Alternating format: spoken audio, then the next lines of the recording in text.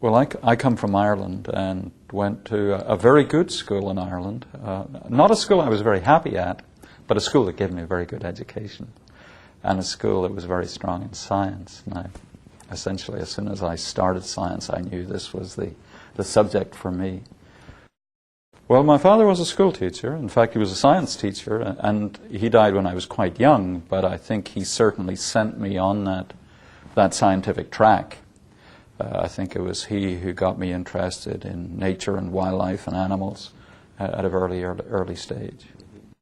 My father actually went, after the war, the British equivalent of the GI Bill, he had actually served in the army in the Second World War, and then he went to college after he came out of the forces.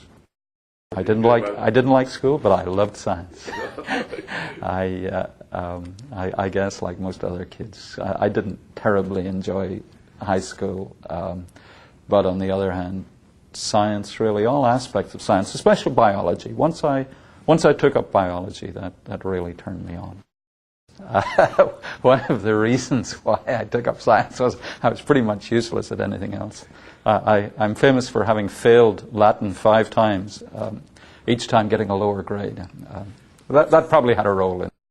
Obviously, since I've made a career in science, there are certain areas that I've focused on, certain topics that engage me and interest me, and I'm active in. In the direct science area, my interest is in vaccines and vaccination and the development of new and improved vaccines and vaccination, and along with that, essentially the promotion of vaccination as a healthcare topic.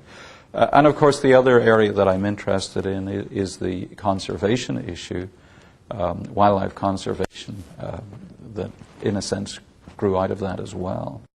I've published a lot. As you probably know, most scientists don't make a lot of discoveries.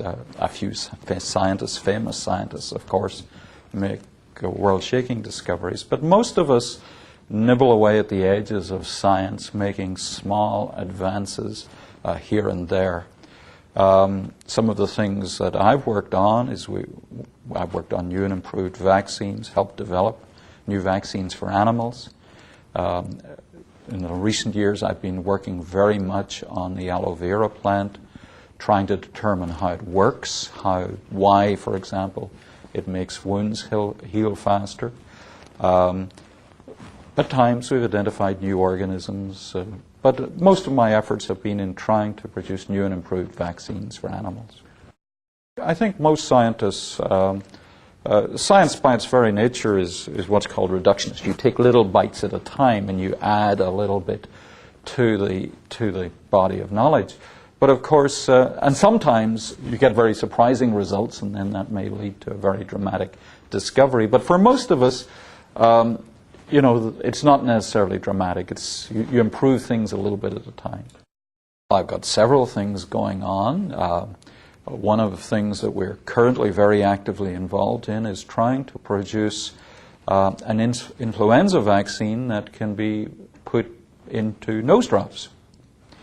This was an outgrowth, interestingly enough, of our aloe vera work, where we found a gel inside the aloe vera that can be made a liquid, and you drop it into the nose and it solidifies in the nose.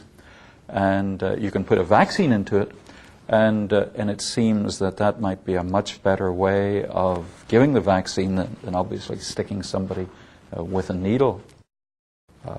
The other interesting, exciting things we've been doing recently is looking at some parrot diseases. We've just discovered a new fungus that causes a disease in parrots that no one had realized it was a fungus, completely new to science. And we're also studying, shown that some cancers in parrots are actually caused by viruses. One of the major areas that I see happening, and where I'd hope to see things happening, is this idea of vaccines being given by routes other than injection. Injections, as we all know, are not terribly comfortable, they're not fun to get. And so we're interested in, for example, I mentioned intranasal vaccines, but also we're looking at vaccines where you can simply drop on the skin.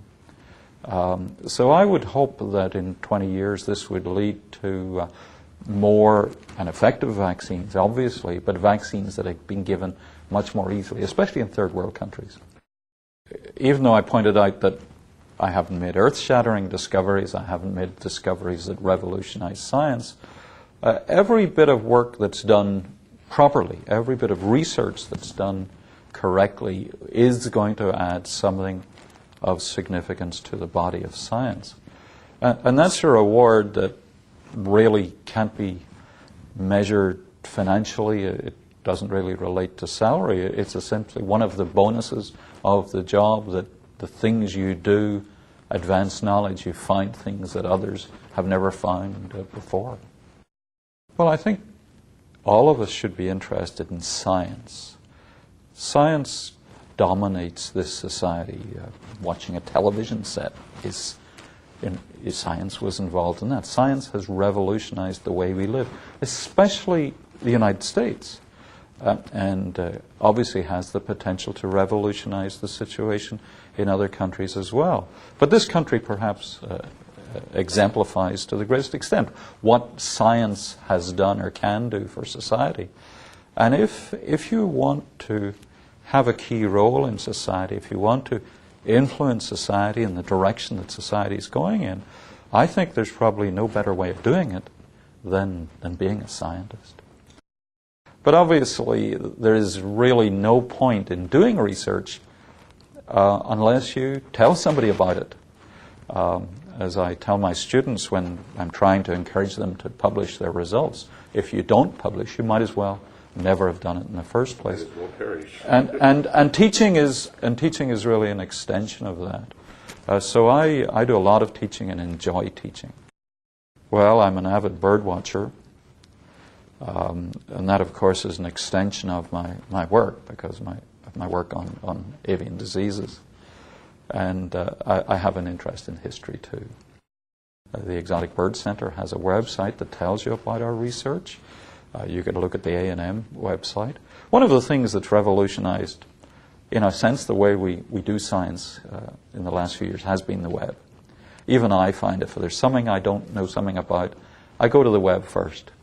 I might have to go to the library later, but generally the web has revolutionized things. So I would encourage students to be computer literate and feel comfortable in looking up information. Now, there are problems with the web. Well, there's a lot of unreliable material there, so you have to be careful about what you look at. Oh, I think science, by its very nature, has to be shared. Hidden science is totally inappropriate. The strength of science is the sharing of it. First of all, of course, with other scientists, so that it can be criticized, but also with the public, with schools, with students, with teachers. Because, first of all, it is relevant to our lives, and secondly, the feedback that we get from them is relevant. Science doesn't exist in a vacuum. Science is part of this society, and society should be engaged in judging science, in analyzing science, and especially being in a position to differentiate between good and bad science.